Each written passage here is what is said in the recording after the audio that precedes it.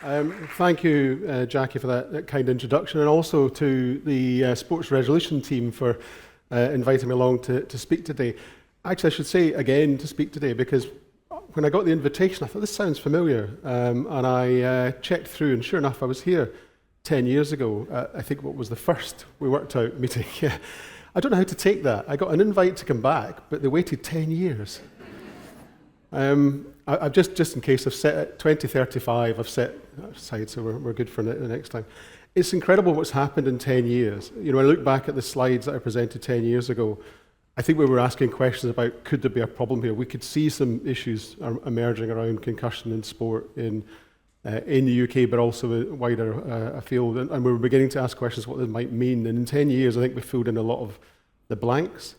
And actually, 10 years ago, the question that this talk tries to address, I'm not even sure we were thinking about it terribly. So that's what's happened in 10 years. But of course, in 10 years, as you saw from that video, very hard video to watch, we have recognized some of our first name celebrities, people that we know by name, first name, who have sadly been diagnosed and succumbed to motor neuron disease.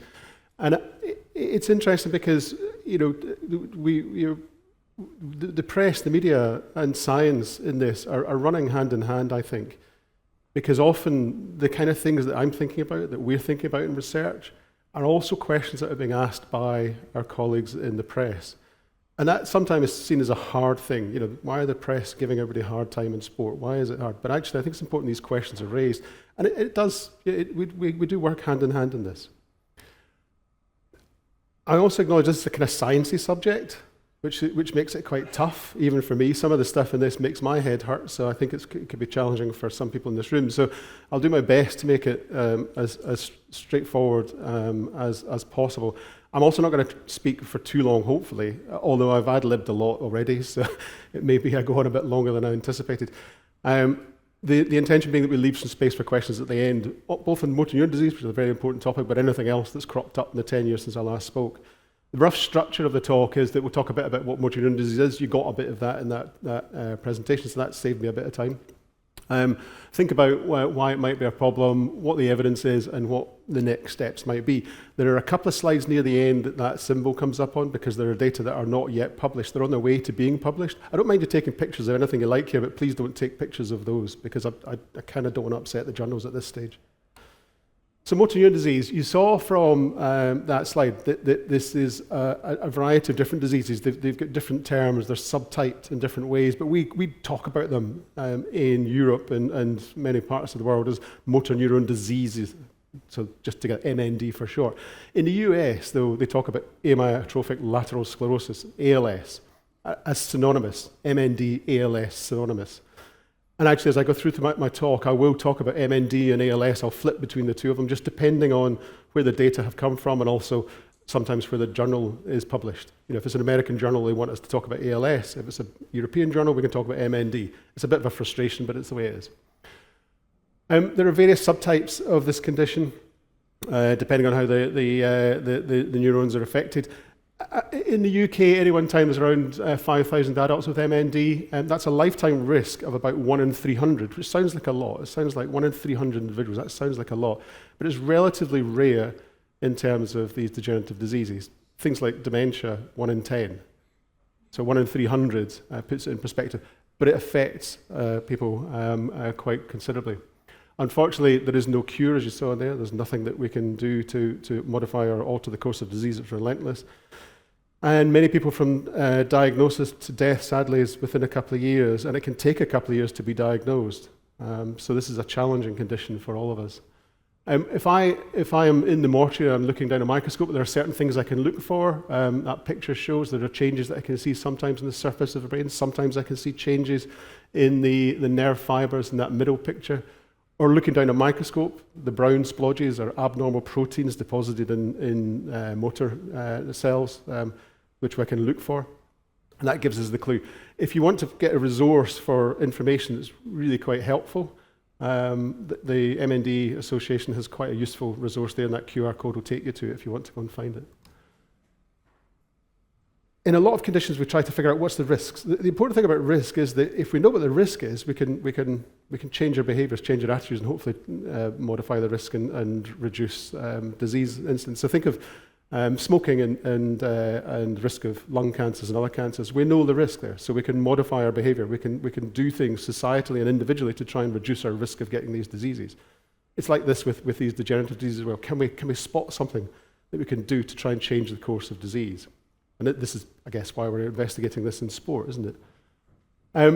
Getting older is a risk for all of these diseases, including motor neuron disease. The older you are, the greater your risk. So the prevalence of it, the frequency that we diagnose it, increases in older ages. Being male slightly increases your risk. There are some genetic associations which are really important. So genes that we can have, that we carry, which increase our risk of developing motor neuron disease. About 10% of motor neuron disease we can link directly to these genes. One of them that we'll come back to is this thing called C9orf72 or C9orf. I'll come back to that because that's quite an important one. And we're beginning to build a story around that in sport. C9orf is a gene that is associated with risk of motor neuron disease. And then there's other things as well in the environment and what we do in lifestyle that may or may not bear risk. And I put these in italics because we're kind of building evidence on these. We're not 100% certain, but we're pretty sure that many of these are influencing it in some way. And these are things like agricultural products and chemicals used in farming. Now, some really clever people, much more clever than me, have done a bit of work in statistics and figured out that actually what we need is a combination of 6 different things in our lives to add up together to give us motor neuron disease. So, taking somebody in this room and pushing them towards motor neuron disease will take 6 different things adding up. Might be age, might be male sex, might be genetic factors, or a combination of other things that we don't understand yet. So not one thing leads directly to disease, but there are a number of different things that will add up, risks that will add up. Actually, genetic risk probably takes you a couple of steps up that ladder of risk. So it's more than just one. It's probably quite important in development of disease. Now, why do we think that sport might be associated with this? Well, we've had this anxiety. I could have thrown this slide up or a similar slide up 10 years ago. We've had anxiety about sport and brain health for quite some time now. If you look back in the literature and history, probably for over a century, but certainly in the last 20 years, it's become a big issue. There's a lot of headlines, a lot of research, a lot of attention on it. And in particular, we started to think about it because of things like dementias and syndromes like that. And we're seeing more and more athletes stepping forward with stories that may or may not be related to dementia-associated outcomes.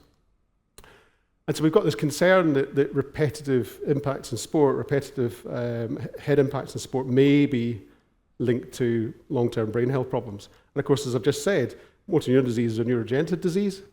So if it's a risk for one set of neurodegenerative diseases, degenerative brain diseases, could it be a risk also for others?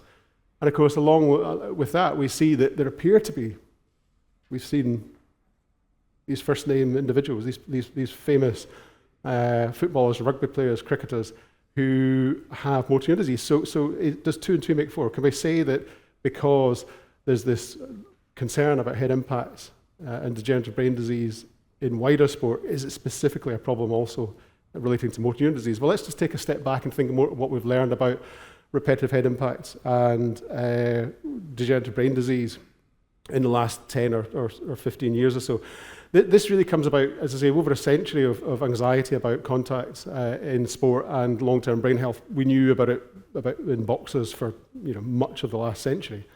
And I think we kind of had that sense that if you were going to participate in boxing, which seems to be a sport where to get the quickest win you've got to inflict a brain injury, should it be a surprise if years later the participants of that sport had problems with their brain? So I think we kind of thought that seems not unsurprising.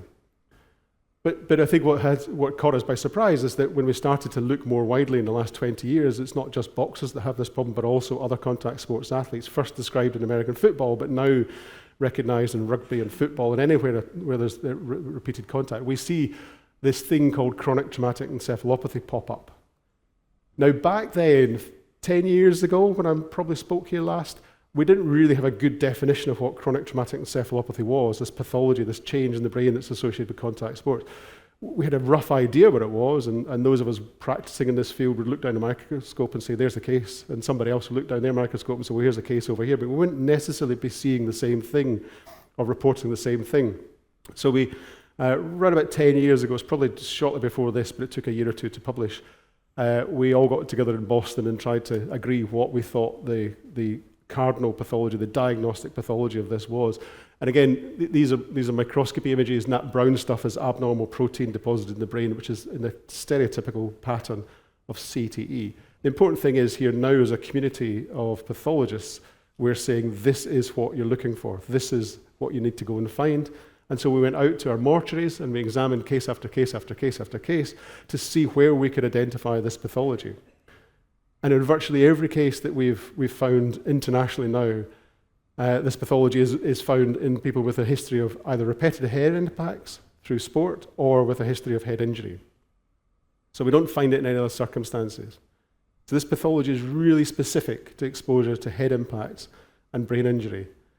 And in many of the cases we're seeing and reporting, it's head impacts associated with contact sport. Now, the other thing we've been able to do is, as time has gone on, is start to gather cases together and see if we could figure out, well, what else? What could be the other risk factors? Because many of us have played contact sports. Are we all at risk of this? So go back to risk factors. What else can we identify that might be a risk for it? This is the international series of rugby players that we gathered together between US, UK, and Australia.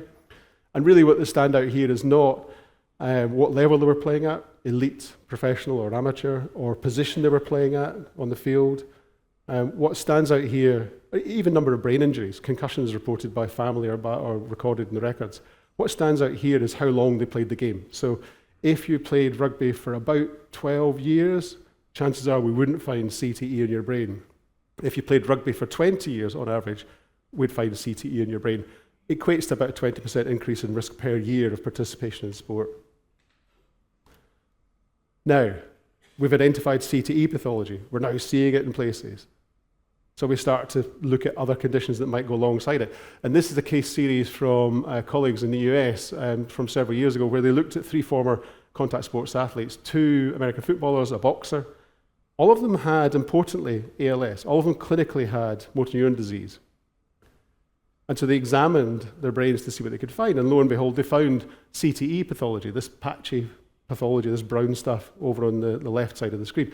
But also, what they found was the pathology of motor neuron disease, ALS.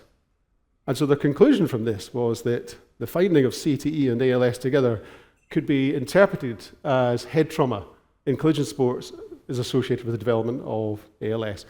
I think that's a bit of a leap, huge leap. It caused a bit of a stir in the news there because Lou Gehrig, who was a baseball player who developed motor neuron disease, and in fact in America they sometimes refer to it as Lou Gehrig's disease. There was a suggestion that maybe Lou Gehrig didn't have motor neuron ALS or Lou Gehrig's disease, maybe he had CTE, which was a huge stushy, as we say up north at the time. So it's a bit of a leap, just because the pathology is there and these 2 things side by side. Does it mean that they're caused by the same thing or just coincidence? It's equivalent of saying, here's a room full of folk who are interested in sport, and we go around and we find a lot of lawyers in it. Does it mean that everybody who's a lawyer is interested in sport, or everybody who's interested in sport is a lawyer? No, not really. It's just coincidence. These 2 things are brought together in the same environment. So in summary then, why might it be a risk? Because we see, I hadn't said anything funny yet. Why might it be a risk? Because we see in multiple sports that we see the specific pathology associated with head injury, and it's a degenerative pathology. Okay? We also see alongside some of these cases with this distinctive pathology, we also see this pathology of motor neuron disease. But does this necessarily mean that these are coincident, that there's any real meaning to this, or is it just coincidence? Well, let's take a step back to wider neurodegenerative again. We've seen that pathology. Is it a risk for dementia? These are data that we've developed in the last year or so in a study which is known as the field study, Football's Influence on Lifelong Health and Dementia. And what we looked at was we were looking at these neurodegenerative disease outcomes as a whole, and trying to figure out whether there was any greater risk in footballers. So did this pathology really carry any risk of disease? And what we found in looking at about 8,000 footballers and 23,000 population controls, that in mortality, looking at death certificate data, there was some good news. They seemed to do better from heart disease and some cancers. So there was some healthy benefits of participation in sport. Even in this death data, we could see some benefits. Lower levels of heart disease, lower levels of lung cancer deaths. But what stood out when we looked at it was that in terms of degenerative brain diseases, neurodegenerative diseases, they had very much higher risk. The risk was about 3.5-fold higher than we'd expect from the population data. And actually breaking it down, my head's probably blocking it, breaking it down, we looked at specific diseases to see whether there was a variation depending on what diagnosis was being made. And we found that, for instance, Alzheimer's disease risk was about 5 times higher than it might be. But also in the data, that risk of death in motor neuron disease was about 4-fold higher than expected. Often overlooked in that paper because of the other headlines that were created about it. So even here we were seeing that actually footballers may have a higher risk of motor neuron disease, high risk of death in motor neuron disease. We've since looked at rugby players, and again, similar story, about doubling of overall risk of developing neurodegenerative diseases as this group of conditions. But look in the data, there was a very high risk of motor neuron disease. Now, I've reported it, it's my data, but I take it with a pinch of salt because I think the numbers were quite small, and so I think it gave us an inflated figure. But nevertheless, we're seeing here a story that motor neuron disease may be at higher levels in contact sports athletes, and actually now that's just bringing data together from a number of papers. We've got American football, risk is 4-fold higher, football 3.5-fold higher, rugby high, maybe not 15-fold higher. So we're seeing across all these contact sports, there's clearly something in it in terms of risk of disease. Here's another one which actually summed up a lot of data looking at contact sport. So not just taking those 3 that I've picked out, but actually looking at the world's literature and trying to find evidence from contact sports. And I say contact sports in a loosest term. Some of these were not contact as I would imagine. They're certainly not the way I play them. But they looked to see what they could dig out. And sure enough, when you look at a number of different contact sports together, you find that there is a reported high risk of motor neuron disease, probably around about that 2 or 3-fold. And this is across multiple populations, multiple sports, different regions in the world. But interestingly, in that data set, there seemed to be a difference between professional and non-professional. So playing at a high level, elite level, and playing at a non-elite level, where the risk was really loaded to those people who are playing at the professional level. That's where the risk was evident. It didn't seem to be quite such a problem for people who are playing at amateur level. So that line is anything to this side of the line means risk is high, anything to that side of the line means risk is low. And where that diamond, that's the sum data, and because that diamond crosses that line, it means that they couldn't say it was statistically significant. It looked a bit higher, but not statistically significant. But compare it to professional sport at the top, where that diamond is well to the right of that line, so risk is high. As I say, the data came from all over the place. It was kind of interesting mix of sports. And so whilst it's really important observation, we still have to kind of question sometimes whether that's entirely true. So what we have then is that in these multiple contact sports, we clearly see this risk of motor neuron disease or ALS, depending on where you are. The numbers to date have been kind of challenging because MND, as I say, although 1 in 300 sounds like a large number, the reality is in terms of number of people affected, it's quite low. So each of these studies has a low number of people to examine. And so it makes the statistics difficult. We try hard to make our numbers statistically important, but sometimes it can be a struggle. And it may well be, from the data we've seen so far, it's restricted just to elite level athletes. But none of this tells us what might be causing the increase in risk. It's just telling us that being a professional footballer, being an American footballer, being a rugby player at a high level is a risk for motor neuron disease. We need to try and figure out what that problem might be. So again, go back to wider degenerative brain disease. We looked at, again, talking about risk factors. So we know that footballers have a higher risk of degenerative brain diseases overall, that 3.5-fold higher risk. So we started to ask questions, well, what do we know about sport, or what could we pick apart in these athletes we're examining that might tell us something about, is it the sport that's doing it? Or is it just being a footballer that's doing it? In other words, being a footballer is a risk for degenerative brain disease for unknown reasons. Now, we knew the pathology was associated with how long you played the game for, and it's very specific to head injury. So it would seem unlikely, we felt, that when we looked at risk of degenerative brain disease, that we would find there was no relationship to the game itself. And in fact, that's exactly what we found. So we found that the longer you play football, the greater your risk of developing neurodegenerative diseases. So if you played, for instance, about a 15-year or longer career, your risk was about 5-fold. higher. If you played a 5-year career, it was about 3-fold higher. So the longer you're exposed to the sport, the greater your risk of developing a degenerative brain disease, and we also know greater risk of developing the pathology. Where you play on the park also has an association. So if you play in goal, don't head the ball, head injury rates are low. Risk was about the same as it would be in the general population. If you played in central defence or defence, where head impacts, head injuries are high, risk is very much higher than you see elsewhere. So it seems to track with not just how long you're exposed to the game, but also exposure on the field to head impacts and head injuries. And it didn't really change over the era right up until the end of last century. So it looked like the risk was much the same over the whole of last century.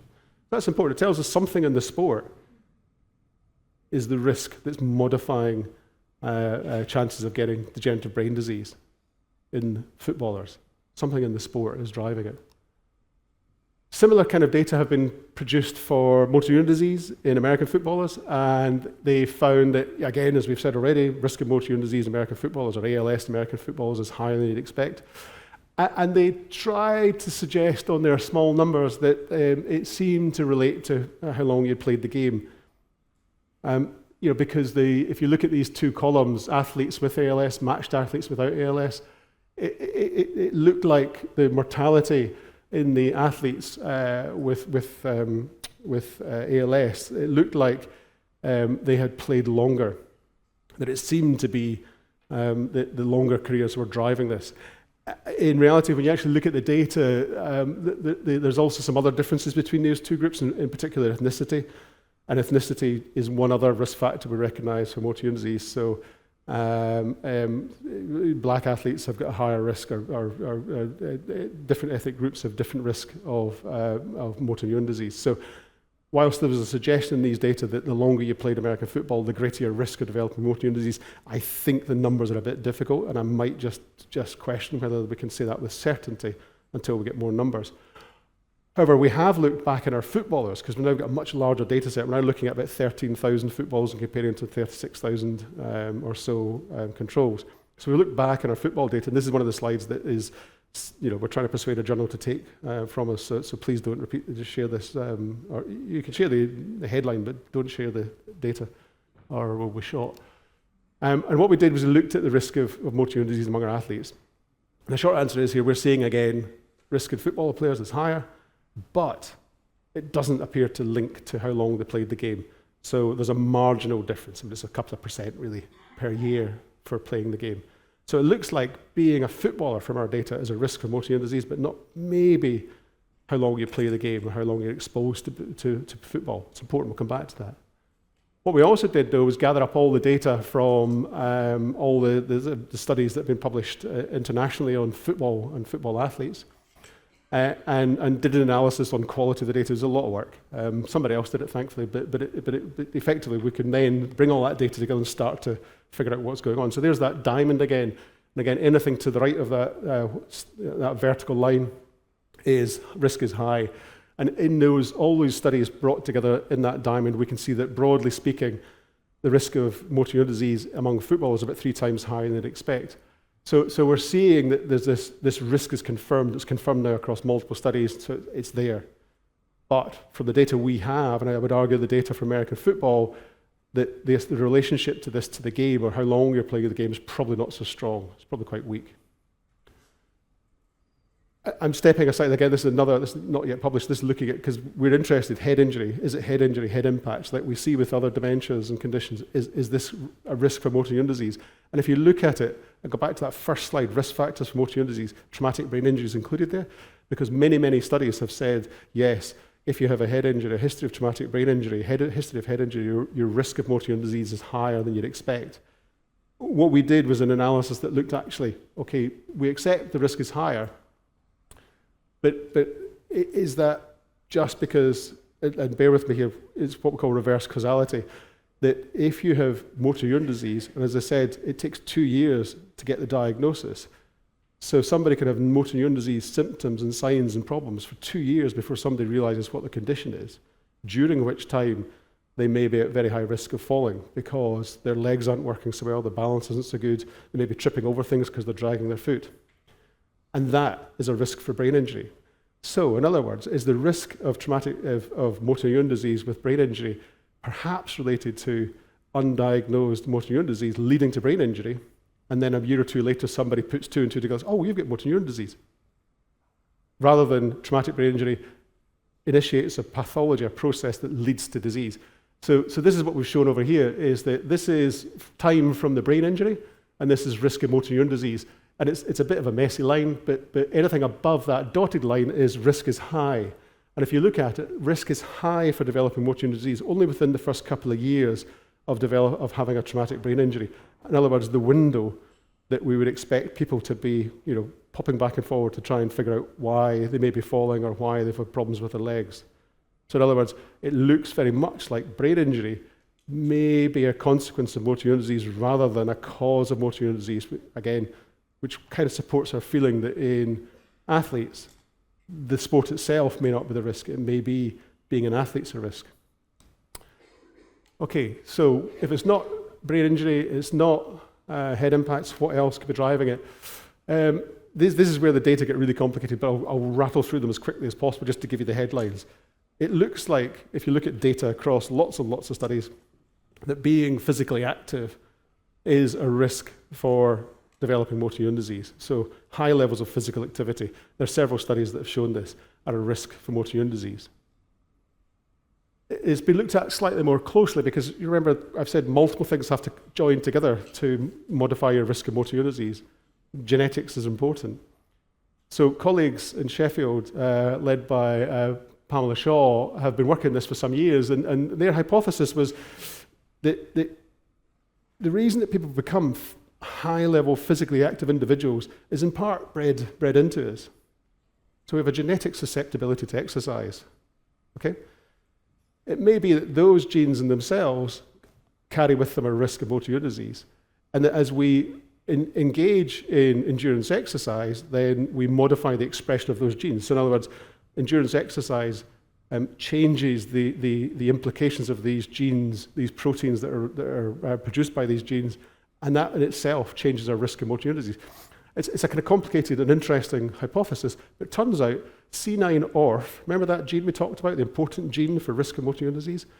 If you've got C9orf in your body, if you've got that genetic mutation, then depending on how much exercise you do, depends how early that C9orf will bring on your motor neuron disease. So in other words, there is a link between physical activity, the gene, and the development of disease. Let me put it a different way for you. Here are two football teams. Over here on the right, we have the current league champions. I could say that now. Over here on the left, we have a bunch of scientists at a meeting in Cambridge last year getting together for a game of football. Now, there are differences between these two teams. Actually, coincidentally, just not entirely by chance, there's me in the middle wearing that rather fetching MND Association Leeds Rhinos top from a couple of years ago. There are differences between these groups. It's obvious. But what we're suggesting is that the differences are not just at the kind of physical level where you can look at them and say, they're not professional athletes. And if anybody wants to argue with that, I'll take that compliment. But they're not professional athletes. These are professional athletes. But they're genetically primed that way. So there's a reason I'm rubbish at football, rubbish at rugby, rubbish at most things. It may be genetic, not just because I'm rubbish. But it may also be that genetic risk for being a rubbish footballer may also mean that I'm probably at lower risk of motor neuron disease. Over here, though, we get people who are professionally primed genetically to be professional footballers who are also engaged in high physical activity. And that high physical activity, we know, can modify the expression of genes and modify the risk of developing motor neuron disease. So if you look at the data we've got so far, being a professional footballer increases your risk of motor neuron disease by about threefold. Doesn't really matter too much how long you play. The pathology, although it carries in some individuals the C to E pathology, may just be pure coincidence, nothing to do with the head injuries, head impacts leading to a risk of motor neuron disease. And I look at community data, although we've talked about a link between head injury and motor neuron disease for years, it looks like it's the other way around. It's motor neuron disease associated with head injury, not vice versa. So in summary, is there a link between contact sport and motor neuron disease? The answer is yes, very firmly. And then this is the evidence we've got so far. It may be that the association between the two is a reflection of genetics, physical activity, plus a bunch of other factors we haven't yet identified in our athletes, but we're working hard on trying to figure out what they might be. Numbers is a challenge, though, so we need more research. I'm a researcher. I'm not going to stand up here and say we've done enough research. Thanks for all the funding. I'll see you all later. We need more research, but we do need more research because it's a really challenging field. One of the things that is done terribly badly, they have these things called motor neuron disease registries where a patient is diagnosed with motor neuron disease, a lot of information is gathered from them and it's used for research and surveillance. I've been to them and asked them, what information do you have on brain injury in sport? Turns out next to nothing. Simple thing, we could just change that. But I think we also need to start thinking, it's all very well saying, well, most footballers are at higher risk. We need to think about a thing called surveillance where former footballers, we start looking at them in their retirement career and just trying to detect earlier, not waiting that 2 years for diagnosis, trying to diagnose them as early as possible, identify those who are developing problems as early as possible, because there are some drugs coming on the market that can just slow it down and change the course slightly. They can't cure it, can't solve it, can't prevent death, but they could slow it down, and the earlier we can give them, the better. So that's, I think, the next challenge is to take this risk and go out to football and say, right, how do we turn this into some sort of surveillance? And I'll stop there with a few minutes left to take some questions. Thank you.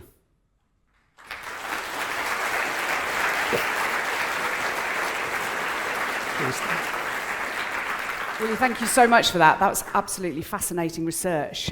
Just before we come on to a couple of questions from our audience, how much other research is going on into the link between the two? That's a really good question. So there's been a fantastic amount of work on the wider dementia-related associations because, to be honest, it's slightly easier. The numbers are higher. I see brain donations for patients with dementia on an unfortunately regular basis. This link between sport and motor neuron disease is only something that in the last several years, I think thanks to the awareness raising of Rob and Kevin and Doddy and others, that we're beginning to see people pay more attention to. But relatively speaking, not as much as we'd like. So we're trying to get some of this research pushed forward. The other thing that's really fascinating is around 4 years ago, you were in the media for talking about women and girls being at much greater risk of concussion and brain injury, etc. What's the situation with regards to MND and women and girls in particular? Or is it just impossible to know until you have post-mortems? But also data. So as you will know, the attention on female sport is something that has been neglected for so long. And it's not just our attention on it in terms of watching it or engaging with it and reporting on it, but also the sports themselves in terms of gathering data, gathering numbers, gathering individuals. So we go to Scottish rugby and we can find 1,000 individuals who've played men's rugby at elite level over the past 100 years. There isn't a similar list for women's rugby. Although they've been playing, they haven't really gathered the information together. So we're in the process of gathering as much information as possible, but it's really hard when there's such a dearth of data. Because people who read that article and saw those news reports from you those years ago, as parents, should they be concerned if their daughters are playing contact sport, football? You look at Alex Greenwood of Manchester City in England and how in quick succession she suffered brain injuries, and that was really concerning. And as a viewer and having listened to what you said previously, is someone like that at greater risk of MND? Well, we just don't know what the lifelong consequences might be, but we do worry about what we might be coming up against in 10, 20 years' time. But I think the important thing is that having raised attention of the greater risk in female sport, the other thing we were able to do is point out that actually at that point in time, if you went to male professional sport, there were doctors tripping over themselves for sideline management and aftercare. If you went to female sport of a similar level, there wasn't nearly the same medical care and cover. And so we managed to press that, if you've got a resource, put it towards the female game and then look at the male game. It hasn't been entirely successful, but it has, I think, helped push that conversation forward. Okay, thank you. We just have a couple of minutes for our coffee break. Some of you are probably really tightly crossing your legs, etc. now, so I'm very conscious of the time, but we have questions. Who is busting a gut? Please raise. We have microphones. Can we get microphone down here, please? Oh, there, thank you. And down here and there. Thank you so much. Hi, thanks very much. Paul Jackson, sports medicine doctor. Thanks for the talk today, and thanks for the research you've been doing in concussion. It's been incredibly important. I just want to go to some of the data. The overall incidence 1 in 300. In one of your earlier slides, you showed that it was increased up to 15 times in rugby, which takes us down to 1 in 20. Observationally, that seems unlikely. How robust do you think that data is? Well, as I said in the way through, that I take that data, that specific data from rugby with a pinch of salt, because it was stressed by the lower numbers, and we do go into that in the article. We have since been trying to improve, through the MND registries and through other data sets that are gathered in sport and community, data collection on sports exposure and head impacts, head injury exposure, and it's been tough. There's been some reluctance, I think, perhaps from some quarters to gather that information. I mean, I certainly think that the risk could be in the realms of the 1 in 3, 1 in 4 that we're seeing with football and other sports, if not slightly higher. But unfortunately, I can't say exactly what it is. I certainly don't think I wouldn't put much faith or strength in that 1 in 15-fold increase. We have technically 30 seconds left, but I saw two people here were really keen to ask questions. If we could get a microphone there. And were you still really keen to ask a question? Yeah, there's a lady here. If we have another microphone, please, in the aisle. Thanks so much. Carry on. Thank you much for your talk. I'm Isaac Lockett. I also do concussion research. I do more of the social science side of things. So I've seen the epidemiological data before, and it's all really interesting. One thing I've seen from the social side is the lack of translation between the work that you're doing and then the policy outcomes, and potentially, for example, in this crowd, the translation between that to, let's say, legal contracts for players that need to retire due to concussion injury. And I was wondering how you could envision a greater overlap between the data you're generating and the policy side of things away from the pure numbers. So I think it's coming. It's frustratingly slow, but I think it is coming. We're seeing, obviously sports trying to enact changes for immediate injury management, but also thinking about brain health and welfare. Rugby have brain health clinics, looking at brain health and welfare beyond the sport. Football in England are doing much the same. Scotland are trying to set up something else. So there's more conversations around it. And I'm aware also from conversation with some agents, players, and also sport, that there's an attempt to kind of inject something into contracts more recently about protection against lifelong brain health. So I think it's coming. It's frustrating. I mean, it's not up to me. It's your lot that you need to do something about it.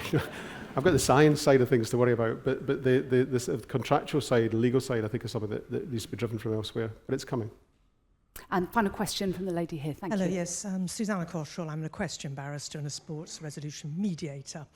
As a scientist, you may not care to speculate, but as your data is primarily to do with contact sports, my sport question, and the idea is to stay on the horse, but it doesn't always work out that way. So when you come off at speed, that's an insult, and also some height, that's another insult to your brain. Do you think there's going to be a likely association for these type of outcomes for jockeys, particularly professional jockeys, who are also undertaking a high level of physical activity at the same time? Yeah, no, that's a brilliant question. The head injury exposure in equestrian sports is quite frightening for us that look on from the sides. As you say, when you drop off the top of a horse, it's a long way down. But the other thing that we know from a lot of the data we've got is that the head injury is one thing, but actually the head impacts are another thing. So the repetitive head impacts, heading a ball 70,000 times, rugby players get into collisions hundreds of times over the space of a few weeks.